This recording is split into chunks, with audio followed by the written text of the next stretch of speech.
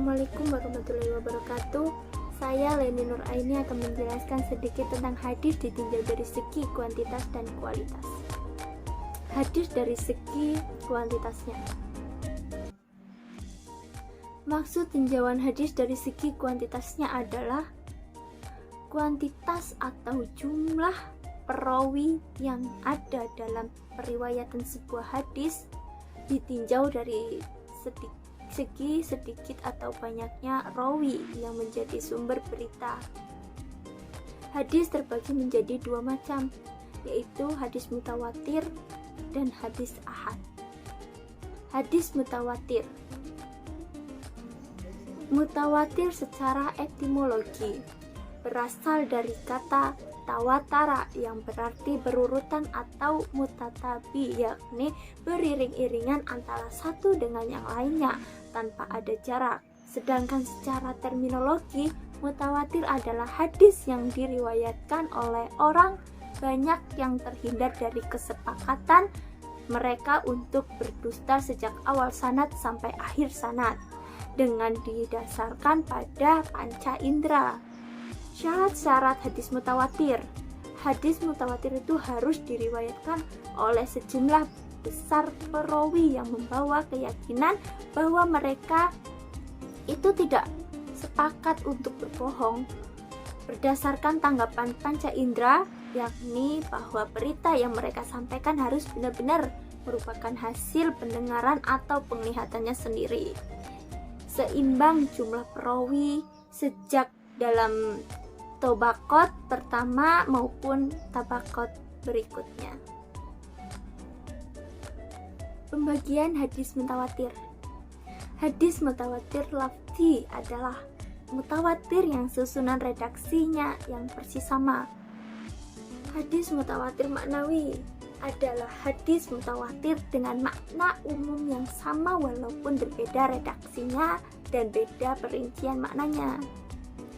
Dan hadis mutawatir akmali adalah hadis mutawatir yang menyangkut perbuatan Rasulullah SAW yang disaksikan dan ditiru tanpa perbedaan oleh orang banyak, untuk kemudian juga dicontoh dan diperbuat tanpa perbedaan oleh orang banyak pada generasi-generasi berikutnya. Kedudukan hadis mutawatir. Hadis-hadis yang termasuk kelompok hadis mutawatir adalah hadis yang berasal dari Rasulullah SAW. Kedudukan hadis mutawatir sebagai sumber ajaran Islam itu lebih tinggi dari kedudukan hadis ahad. Hadis ahad. Ahad menurut bahasa adalah kata jamak dari wahid atau ahad. Bila wahid atau ahad berarti satu, maka ahad berarti jamaknya berarti satu-satu. Sedangkan menurut istilah adalah hadis ahad merupakan hadis yang para rawinya tidak mencapai jumlah rawi hadis mutawatir, baik rawinya itu 1, 2, 3, 4, 5 atau seterusnya. Tapi jumlahnya tidak memberi pengertian bahwa hadis yang jumlah rawi tersebut masuk dalam kelompok hadis mutawatir, atau dengan kata lain hadis ahad adalah hadis yang tidak mencapai derajat mutawatir. Pembagian hadis ahad. Hadis masyhur. Menurut bahasa, masyhur berarti sesuatu yang sudah tersebar dan populer. Sedangkan menurut istilah adalah beberapa definisi, antara lain hadis yang diriwayatkan dari sahabat tetapi bilangannya tidak sampai pada tingkat mutawatir, kemudian baru mutawatir setelah sahabat dan orang yang setelah mereka. Hadis masyhur ada yang berstatus sahih, hasan, dan dhaif. Hadis masyhur yang berstatus sahih adalah hadis yang memenuhi syarat-syarat hadis sahih, baik sanad maupun matanya. Sedangkan hadis masyhur yang berstatus hasan adalah hadis yang memenuhi ketentuan-ketentuan hadis hasan, baik mengenai sanad maupun matanya. Ataupun hadis masyhur dan dhaif adalah hadis yang tidak memenuhi syarat-syarat hadis sahih dan hasan, baik pada sanad maupun matanya. Hadis aziz adalah hadis yang perawinya tidak kurang dari 2 orang dalam semua tabaqat sanad. Hadis qorib adalah hadis yang diriwayatkan oleh seorang perawi yang menyendiri dalam meriwayatkannya tanpa ada orang lain yang meriwayatkan.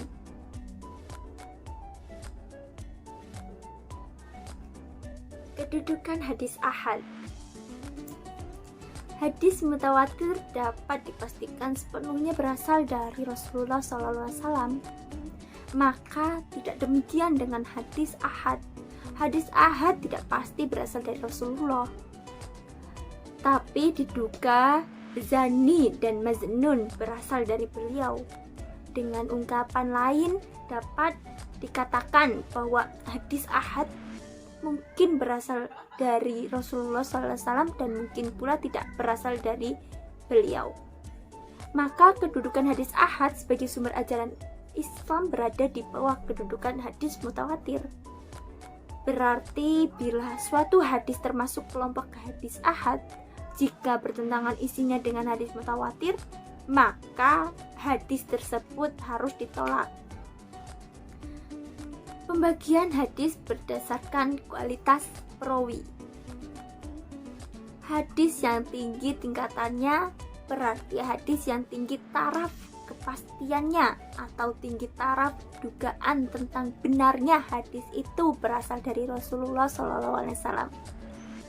Hadis yang rendah tingkatannya berarti hadis yang rendah taraf kepastiannya atau taraf dugaan tentang benarnya ia berasal dari Rasulullah SAW.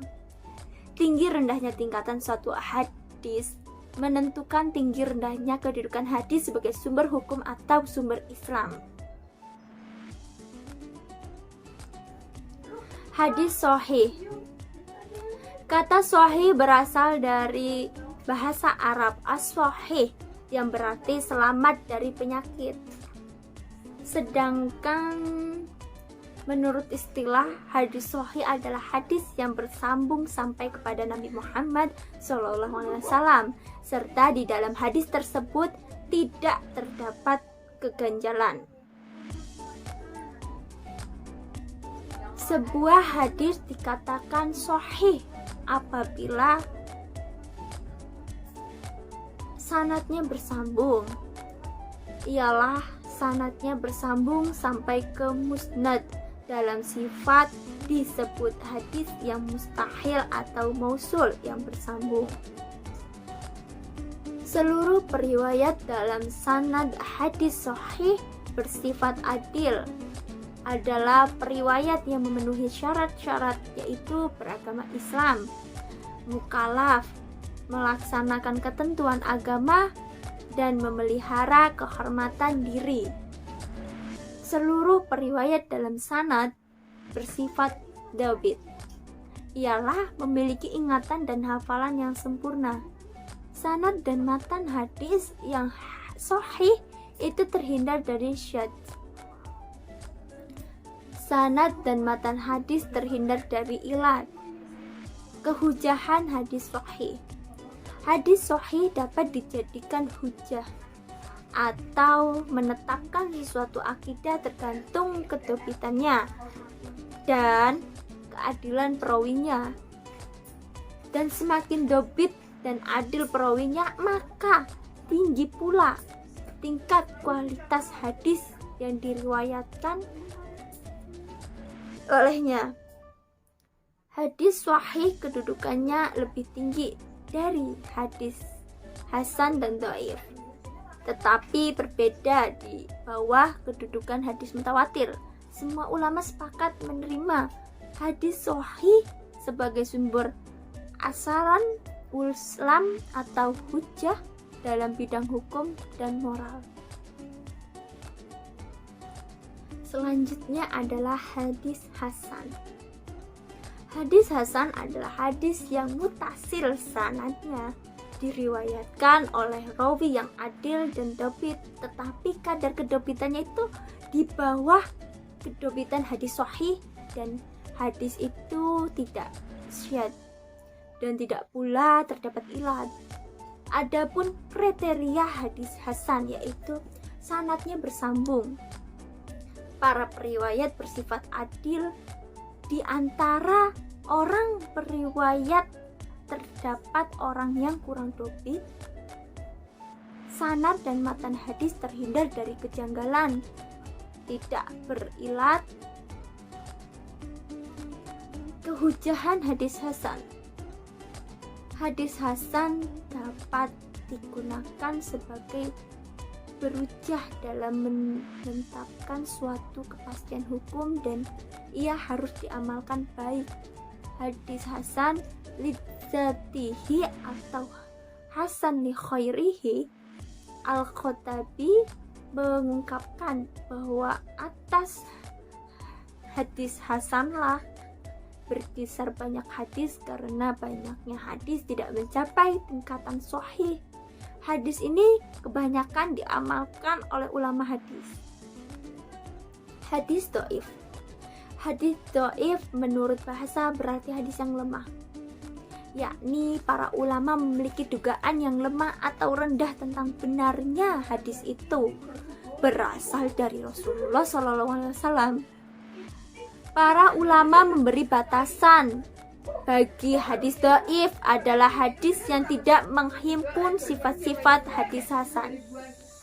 Pada hadis dhaif itu terdapat hal-hal yang menyebabkan lebih besarnya dugaan untuk menetapkan hadis tersebut bukan berasal dari Rasulullah SAW.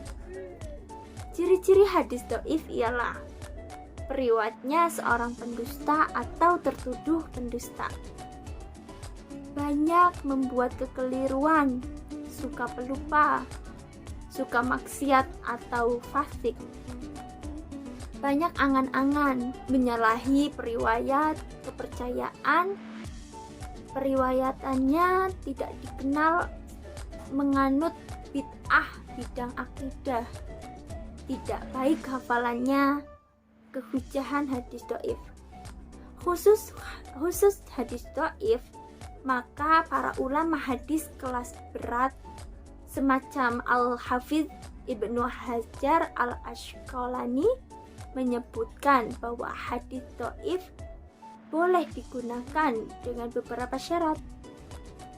Level kedobitannya tidak parah, kemudian berada di bawah nas lain yang sahih, kemudian ketika mengamalkannya tidak boleh meyakini kesobitannya. Kesimpulannya, dari segi kuantitas perawi, hadis dapat dibagi menjadi dua, yaitu hadis mutawatir dan hadis ahad. Hadis mutawatir adalah hadis yang diriwayatkan oleh sejumlah rawi yang menurut adat mustahil mereka itu bersepakat berbuat dusta. Tingkatan ulama atau tabaqat yang bersusun dan bersandar pada panca indera.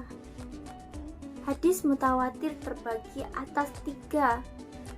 Sebagian ulama memberikannya hanya 2, yaitu hadis mutawatir lafzi, hadis mutawatir maknawi, dan hadis mutawatir amali.